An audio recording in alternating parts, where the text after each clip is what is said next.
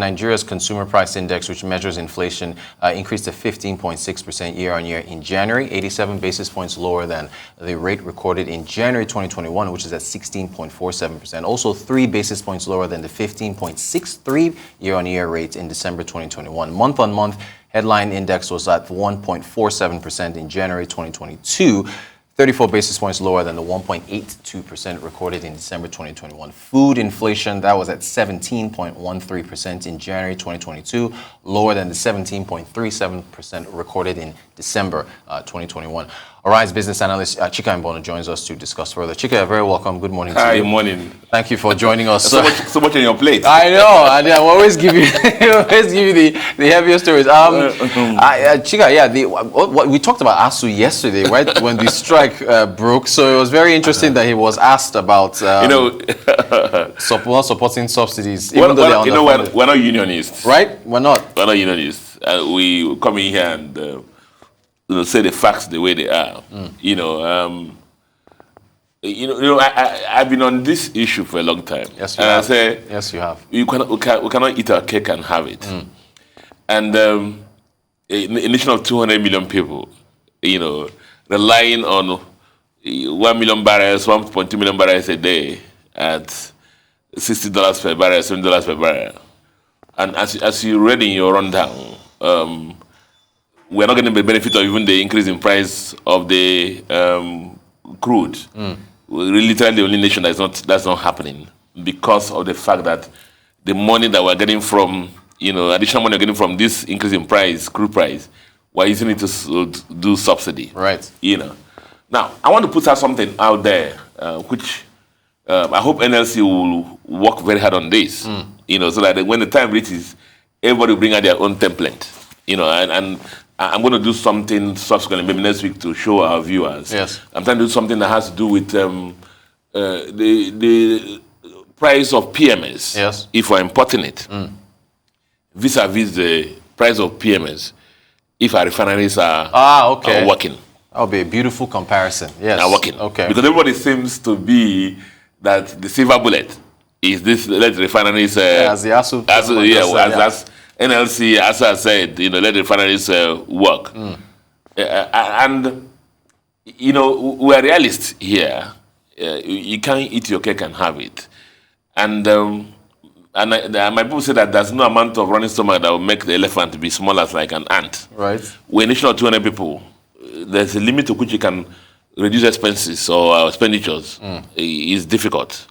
We require minimum amount of money for security, for education, for health, and so on and so forth. And so it is from this small oil that everybody wants to feed from. Right. And so for the same oil, about 3 trillion is going to be sucked away to do subsidy. Right.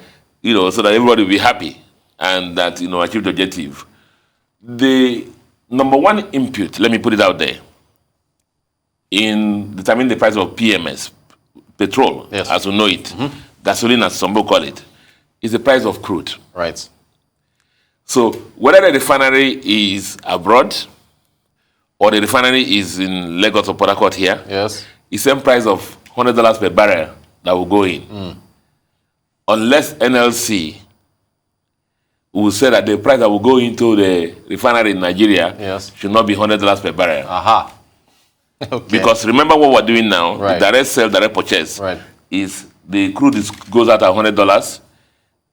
Nigerian revenue Nigeria should earn. Yes. We use it to import PMS. Right. And then come and sell it at subsidized rates. So the entity that will be running the refinery, just like we are getting dividends from LNG, yes, is going to be a commercial and profitable entity. And you don't expect them not to make profit. Right. So the major cost element is the crude oil. And they will buy it at what time? At what? Market rates. Yeah. So that's the major cost of the last price of PMS. So everybody that is talking about this issue of refining. By the way, remember that I was one of the few people that supported the rehabilitation of refineries. Yep. I guess some of these people now who are talking about refinery, we're also against the rehabilitation of refinery. Right. But that will require some energy security. So that's why I believed on that. Now, the other thing is also, Dangote is a businessman. Right. When the refinery comes on stream, he's going to buy the crude at what? $100 per barrel. Yeah, market price. Market price. Yep. And do not expect him, therefore, that when the product comes here, then going to be so kind to sell it to Nigerians at a subsidized Price. rate. Yeah. Smart man. He's built his refinery by the seashore. Vessels can take it there and go to countries that are serious, Right. and he can sell it at the rates that he wants. He can get, not our subsidized rate here.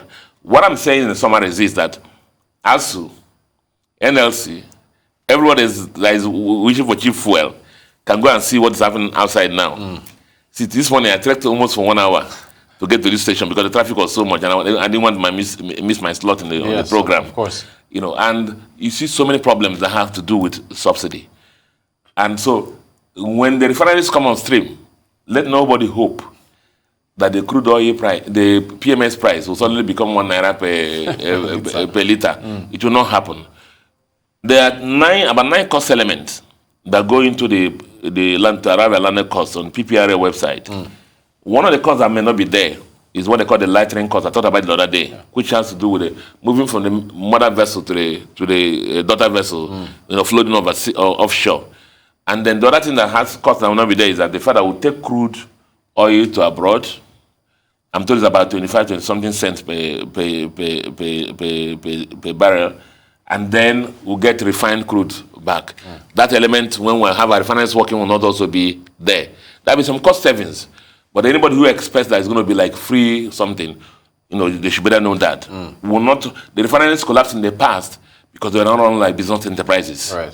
They must run like profitable enterprises. So everybody, NLC, ASU, everybody, ASU wants millions of naira to pay this, and I support them education. Yeah. But remember, 3 trillion is going to subsidy. Subsidies, right. If that 3 trillion is released to ASU, there'll be peace in the land. Right. Our children will not be at home for the next 1 month. Right. So I'm just saying that everybody, we should just wear our thinking cap. We want Nigeria and come in there and look at the realities on the ground. There's no more, it's like you come there and say, give me food. They bring the pot and show you. The pot is empty. The rice is finished. Right. Yes. Are you following me? I'm following you. I've not eaten enough. See, that's it. That's the case with Nigeria. Right. Look at our budget. At best effort, how much revenue do we have? Look at the deficit. Last year, the deficit was 6 trillion. This year, we think it's going to reach about 10 trillion. Wow. So, on one hand, I say, don't borrow. How are we going to fund all these things? Right. I'm not supporting the government policies, but the issue that realism on the ground. As you're asking for expenditures, how are you going to fund them? From this little oil? You have to find another way. You have to find other ways of doing that. Yeah. And that's why people are borrowing to fund the lifestyle that we have. And the major lifestyle we have is 3 trillion this year on subsidy.